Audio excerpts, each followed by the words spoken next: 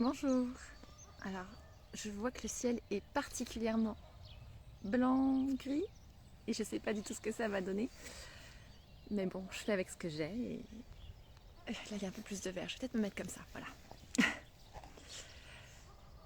Le sujet du jour est particulièrement intéressant, prenant. Enfin, moi, il m'occupe depuis que je me suis dit que j'allais le faire. Bonjour Amandine, je crois pas que je te connaître. Bonjour David. Voilà, c'est un sujet qui pour moi a toujours posé problème en fait. Oser exprimer ses opinions, pour moi ça a toujours été quelque chose d'assez challengeant. Et là, ça devient pour moi absolument essentiel de commencer à le faire et à assumer et à affirmer ce que je pense. Parce que j'ai remarqué qu'en fait, quand je suivais des gens, que je cherchais un coach ou une coach, des gens pour me guider sur certains aspects de ma vie, et ben c'était toujours des personnes qui osaient franchement exprimer leurs opinions, qu'on soit d'accord ou qu'on soit pas d'accord, mais au moins eux ils étaient alignés avec ce qu'ils affirmaient. Et ça me parlait parce que, enfin ça me parle toujours, parce que du coup on voit qu'ils ont confiance en eux, on voit qu'ils ont confiance dans ce qu'ils pensent et c'est vachement rassurant en fait. Bonjour Fanny. Et donc je me suis dit, ben voilà, moi si j'ai envie aussi de pouvoir changer le monde à mon échelle, même si c'est que quelques personnes à la fois, il va falloir quand même que j'ose dire ce que je pense véritablement. Et je sais, ça fait plusieurs semaines que je fais des lives et que je donne des conseils, etc. Mais c'est pas forcément pareil que vraiment exprimer certaines opinions qu'on sait pouvoir être plus difficiles à avaler, à intégrer pour d'autres. Et en fait, là n'est pas la question. Personne n'a avalé les croyances et les opinions des autres. Chacun est assez grand pour faire sa propre opinion et c'est ça qui est quand même nettement plus intéressant. De toujours prendre ce qui se passe autour de nous avec suffisamment de recul et de hauteur pour se dire est-ce que ça me déclenche, est-ce que ça me titille, est-ce que je suis d'accord, est-ce que je suis pas d'accord, est-ce que ça me permet de remettre en question certaines de mes opinions et de mes croyances pour les faire évoluer. Voilà, on peut toujours vraiment utiliser ça comme un terrain d'exploration pour aller vers plein de nouvelles choses en fait. Et donc ce sujet me semblait d'abord important pour ceux qui avaient du mal à exprimer leur opinion. Puis après je me suis dit, tout en y travaillant sans y travailler, mais parce que le sujet tournait dans ma tête, en fait c'est aussi important pour ceux qui osent déjà affirmer leurs opinions, mais qui sentent qu'ils le font de manière je te balance ça dans la figure, je pense ça, tu fais ce que tu veux, moi je veux pas savoir, je continue de vivre ma vie. C'est pas forcément comme ça qu'on a envie de vivre nos relations non plus. Donc c'est toujours aussi intéressant de voir comment on peut être plus souple dans l'expression de ses opinions pour que chacun se sente à sa place et que chacun se sente en droit d'être qui il est, qu'il pense ça ou autre chose. Donc voilà pour l'introduction qui est déjà un petit peu non complexe, je ne sais pas. Et j'avais envie de prévenir, cette vidéo va sans doute être plus longue que mes précédentes. J'ai écrit plein de choses, j'ai essayé de résumer, mais il y a toujours des choses qui me sont venues encore en plus, donc je vais voir le temps que ça prend de partager tout ce que j'ai envie de partager. Et à la fin, je ferai aussi une petite pratique guidée pour aider à être plus ancré en soi, plus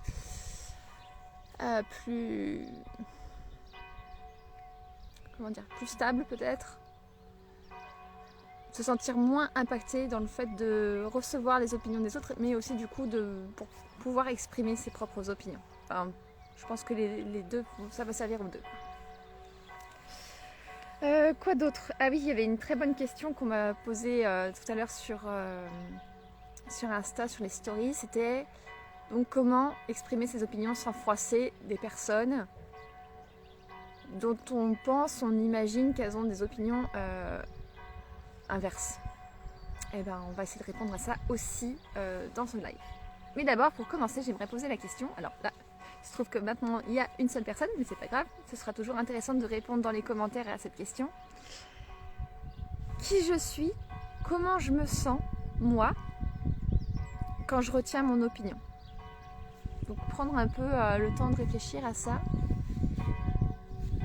à cette question. Et donc, pour tous ceux qui regarderont en replay, la possibilité de faire pause sur la vidéo. Moi, je vais répondre à cette question. Moi, je me sens petite. Je me sens C'est quoi ce mouvement-là déjà? Me refermer sur moi-même, voilà. Voilà, c'est comme ça que je me sens quand je retiens ce que je pense, parce que je pense que ça n'a pas sa place. Et donc, on devine bien que c'est pas en étant comme ça qu'on va pouvoir s'affirmer dans le monde et vivre sa vie. Être complètement libre d'être qui on est et tout simplement, voilà, être libre d'être qui on est. Comme le disait très bien ce matin, c'était dans la nuit, ma coach Ilana, j'ai le droit d'être. Point. Donc voilà, c'est un peu ça l'idée derrière l'idée d'exprimer aussi ses opinions et de les assumer jusqu'au bout. Deuxième point, et je trouve intéressant de se demander comment est-ce que moi je reçois les opinions des autres. Et alors les autres, c'est très vaste, c'est très large. Ça peut être intéressant de se poser en mode comment est-ce que je reçois les opinions de mes proches, comment est-ce que je reçois les opinions de mon compagnon ou ma compagne, comment est-ce que je reçois les opinions de mes collègues, comment est-ce que je reçois les opinions des autres, ceux qui ne pensent pas comme moi. Voilà, qu'est-ce qui se passe quand quelqu'un exprime son opinion, et d'autant plus quand je ne suis pas d'accord, quand ça ne vient pas matcher avec mes propres opinions. Pourquoi c'est intéressant? Parce qu'en fait, on va tout simplement projeter ce que nous, on fait sur les autres. Si moi, je rejette et je juge négativement la personne en face de moi parce qu'elle a telle ou telle opinion, évidemment que je vais croire qu'elles vont faire pareil quand c'est moi qui m'exprime.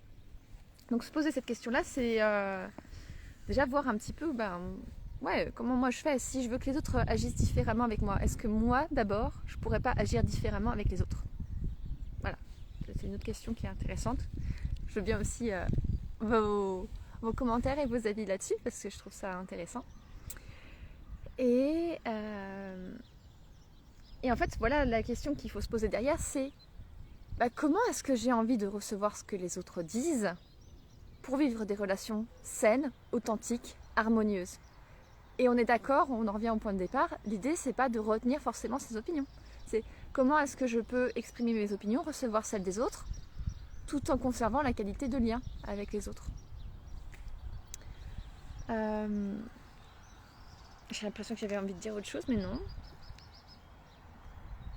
On va venir du coup à cette problématique de comment je fais pour les exprimer pour que les autres ne soient pas froissés ou blessés.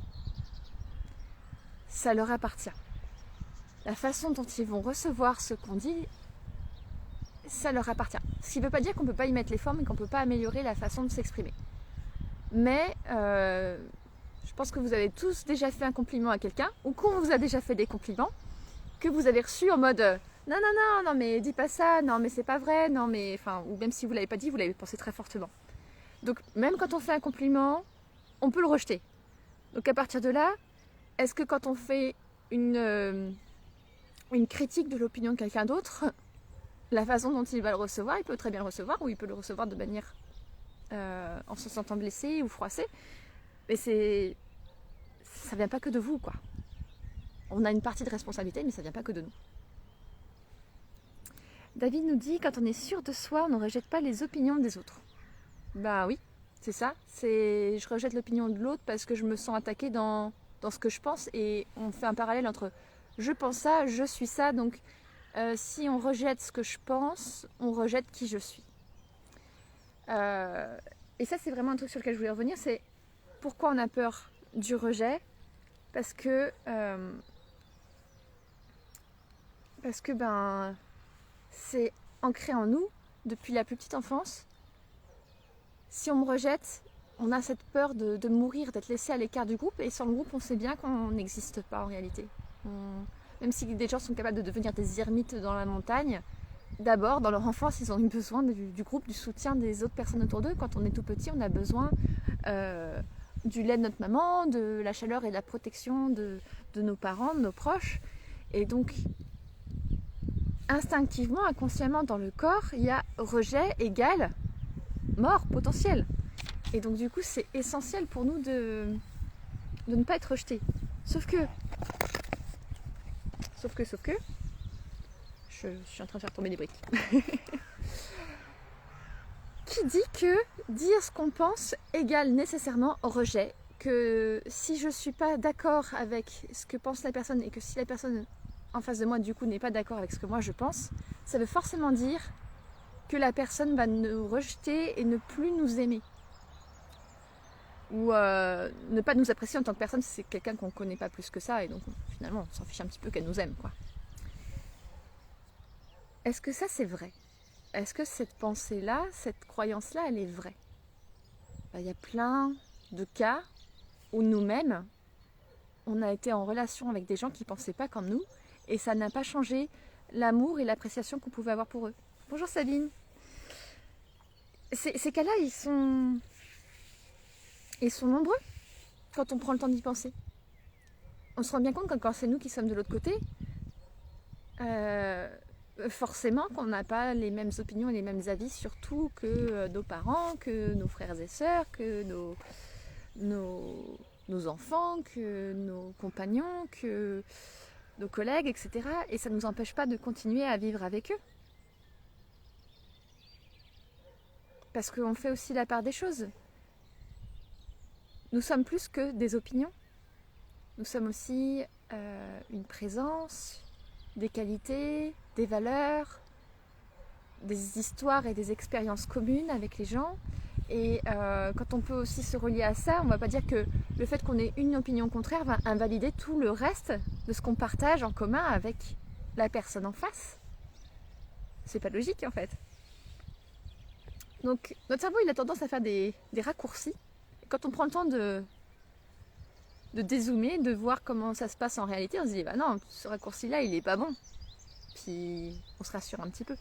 Donc si on n'exprime pas ses opinions parce qu'on a envie de se protéger, de protéger qui on est et d'être sûr qu'on ne va pas être rejeté, ben c'est pas logique en fait. Bon, on fait plein de choses qui ne sont pas logiques, mais on est là aussi pour justement changer les choses.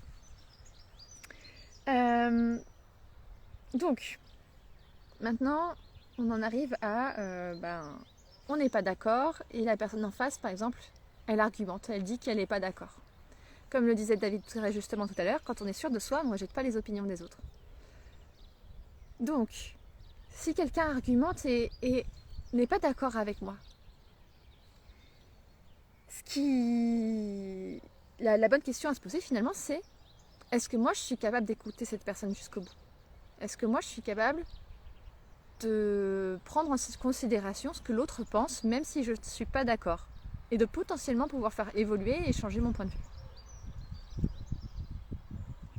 Je ne dis pas que c'est facile, hein, mais c'est quelque chose qu'on peut apprendre et qu'on peut faire évoluer pour être capable de le faire.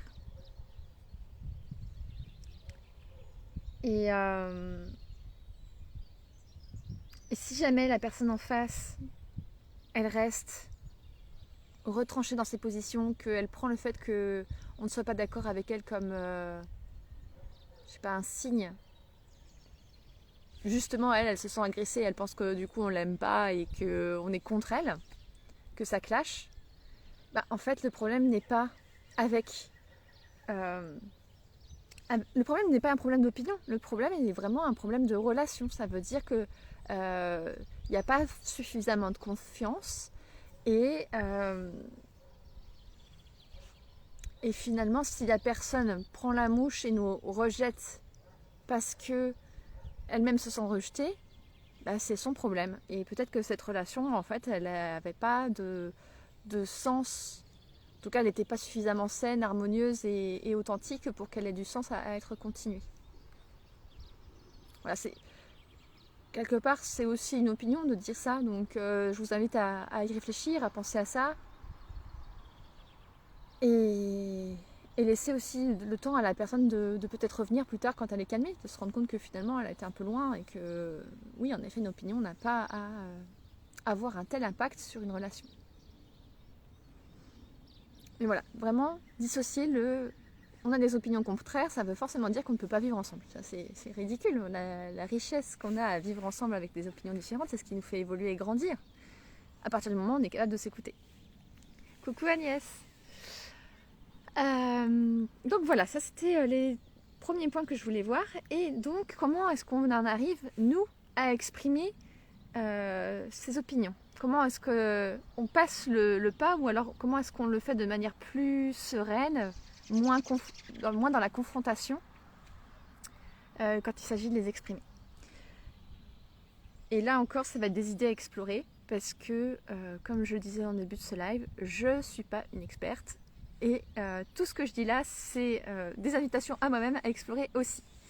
Donc moi, je serais vraiment preneuse si dans les jours qui suivent, vous testez des choses et que ça marche pour vous ou que ça marche pas du tout pour vous, de partager et qu'on puisse évoluer ensemble aussi sur ce sujet-là, parce que on a tous des relations où dans des moments on doit exprimer nos opinions, et pour la période on va avoir des élections, on a plein de sujets qui sont confrontants autour de nous à l'heure actuelle, et donc je suis sûre qu'il y aura des moments où vous allez vous retrouver à peut-être devoir exprimer votre opinion. Et pourquoi je dis peut-être? Parce que une opinion que j'ai aussi, c'est qu'on n'est pas obligé de toujours exprimer, de toujours avoir un avis sur tout en fait. Et ouais, voilà, en fait, on n'est pas obligé d'avoir une opinion sur tout, et on peut le dire, quoi. On peut le dire qu'on ne s'est pas encore fait un avis, ou qu'on n'a pas tous les éléments dont on aurait besoin pour se faire un avis. Et après, on a le droit de respecter ce choix-là aussi. Voilà. Alors que je me retrouve un petit peu dans ce que je disais, je sens que je me suis un peu perdue. Enfin, pas tant que ça, mais oui, voilà. Une des pistes que je propose.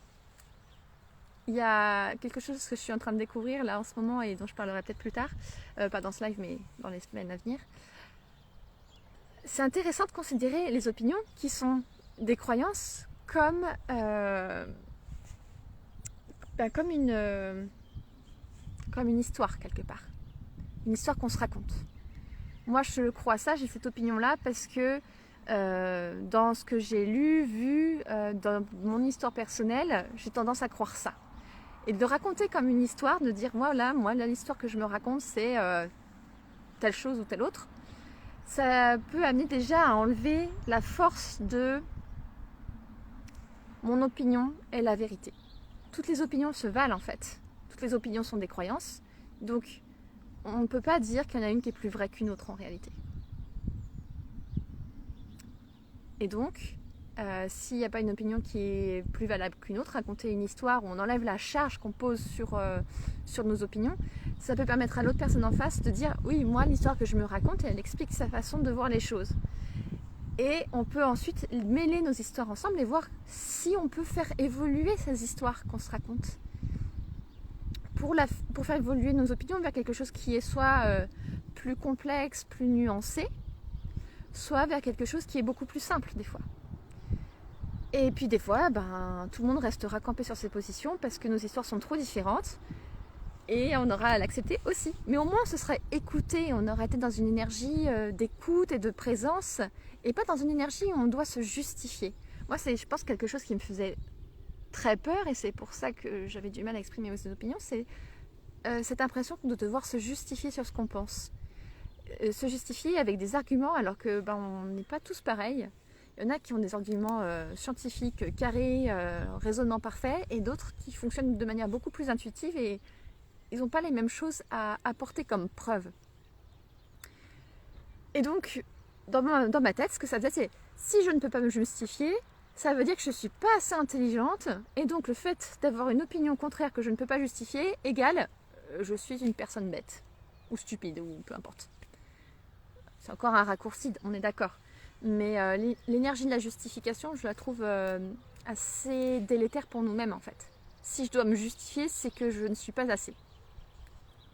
Et c'est pas l'idée. David nous écrit: nos opinions ne nous définissent pas. Un problème, c'est l'identification à celle-ci. Surtout qu'on peut changer d'opinion dans son parcours. C'est une source de conflit et de non-accueil de la différence. Exactement. On n'a pas à s'identifier à nos opinions. On peut toujours en changer. On peut toujours revenir sur ce qu'on pensait et évoluer. Et cette souplesse-là, de pouvoir accueillir ce que pense l'autre pour faire évoluer nos propres opinions, c'est une grande force. Et je pense que d'être capable d'écoute et d'accueil de ce que disent les autres, c'est ce qui va nous permettre de grandir, d'être plus humble et d'être dans de meilleures relations avec les gens qui nous entourent. Voilà. Donc, la chose que j'aimerais dire, c'est que soit on fait évoluer ce qu'on pense ensemble, soit on n'y arrive pas. Et dans ce cas-là, ça peut toujours être bon de revenir sur ce que je disais au départ, sur ce qu'il y a de commun et qu'on partage ensemble. Notre histoire commune, nos valeurs, parce que on peut avoir des valeurs communes et avoir des façons de vouloir les exprimer dans le monde qui sont complètement différentes. Donc revenir à l'essence même de se dire, ouais, on partage quand même ces valeurs-là, après on a envie de les exprimer différemment, soit, mais pas penser que quelqu'un ayant des opinions différentes est forcément une mauvaise personne ou je sais pas quelle autre pensée peut nous traverser l'esprit à ce moment-là. Mais voilà. Donc ça, c'était la première idée. Et l'autre idée, donc, c'est la petite pratique que je voulais vous partager. Donc on va la faire avec comment recevoir du feedback. Parce que du coup, finalement, si quand l'autre s'exprime, on pense juste à il est en train de me dire qu'il n'est pas d'accord avec moi, il va me rejeter, etc. etc., etc. On n'est pas en train de l'écouter, c'est après qu'on veut se justifier, mais sans avoir écouté ce qu'il est en train de dire. Donc là, on est d'accord, il n'y a pas de communication. Donc on va essayer de voir comment on peut recevoir, être à l'écoute dans une énergie, dans un état émotionnel qui est beaucoup plus calme et stable. Et cette même énergie, cette même stabilité qu'on va ancrer dans notre corps, elle sera aussi utile et efficace au moment où on s'exprime. Parce que toujours pareil, si je ne suis pas dans la justification, si je ne suis pas dans l'argumentation poussive, si je suis juste dans l'expression de qui je suis, de ce que je pense, on envoie moins quelque chose d'agressif à l'autre. Donc, je vais vous inviter déjà à penser à comment vous aimeriez vous sentir. Je vais passer au tutoiement, ce sera plus simple pour ça. Comment est-ce que tu aimerais te sentir dans le moment où quelqu'un est en train de te faire un retour, un feedback sur ce que tu as exprimé et que tu sens que c'est un retour, un feedback qui n'est pas je suis d'accord avec toi, mais plutôt non, mais moi je pense si, ça. Et peut-être même qu'il y a un peu d'agressivité en face de la part de l'autre. Parce que ça, on ne contrôle pas non plus. On aimerait que les gens nous parlent avec bienveillance comme nous, on va leur parler avec bienveillance, mais ce ne sera pas toujours le cas. Donc comment est-ce que nous, on a envie de se sentir à l'intérieur? C'est un peu la question que je te pose. Alors tu peux écrire dans les commentaires ou tu peux juste te le dire à toi-même.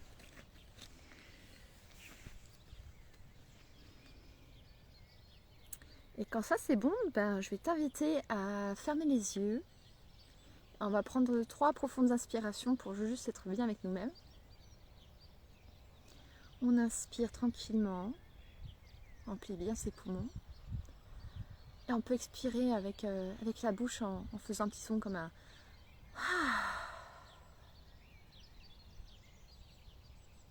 Encore une fois, on inspire.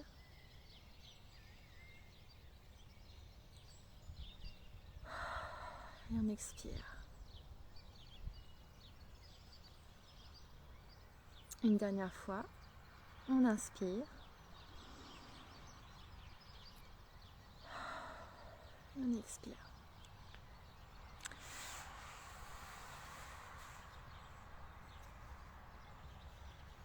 Et donc je vais te demander de penser à une fois dans ta vie où tu t'es senti complètement et totalement dans cet état émotionnel auquel tu as pensé.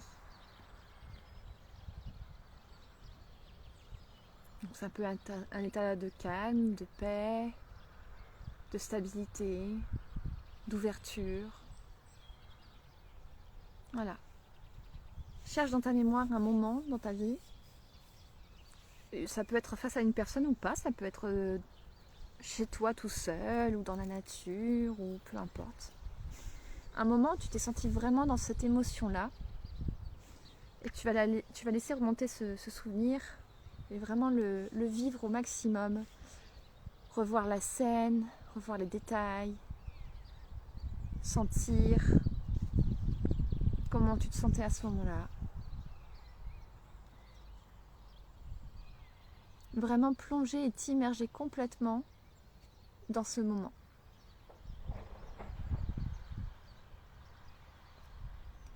Puis je vais te demander de choisir une image précise qui correspond, qui représente cette émotion-là, cette sensation-là que tu veux ancrer.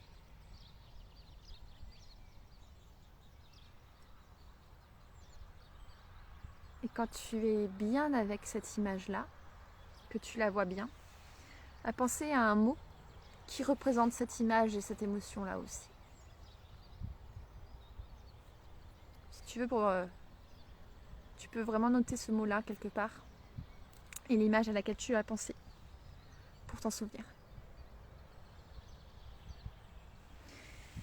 Et donc tu vas pouvoir revenir avec moi, ouvrir les yeux.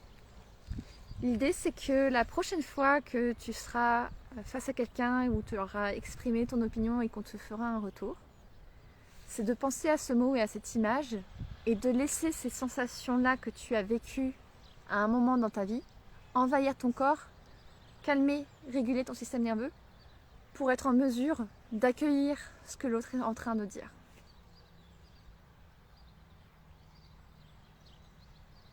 Merci Agnès. Ça marche. Et c'est puissant en fait, c'est tout simple mais c'est puissant. Et donc la seule chose à faire c'est d'y penser, quoi. C'est pour ça que je te recommande de l'écrire et d'y repenser plusieurs fois si t'as pas de discussion intéressante avec des gens avant un moment pour t'en rappeler quand ça arrivera. Alors, je vais regarder un peu ce que vous avez écrit. Oui, juste une dernière chose que j'avais envie de dire par rapport à ça, c'est que il y a vraiment une différence entre je sais comment je pourrais faire pour exprimer mes opinions ou mieux écouter celles des autres et le faire véritablement, l'incarner. Cette différence, c'est la capacité du corps à le faire. Comme on avait des peurs, comme on avait des choses qui nous restreignaient, qui nous empêchaient de le faire, le plus gros job en fait c'est de l'amener à se détendre et à être capable de le faire. Et à partir du moment où il se sentira suffisamment en sécurité, peut-être qu'il aura encore un peu d'appréhension et qu'il aura un peu de mal les premières fois, mais avec l'entraînement on s'améliore, comme moi et les lives, plus on va l'accompagner là-dedans et plus on sera capable de faire les choses. Voilà.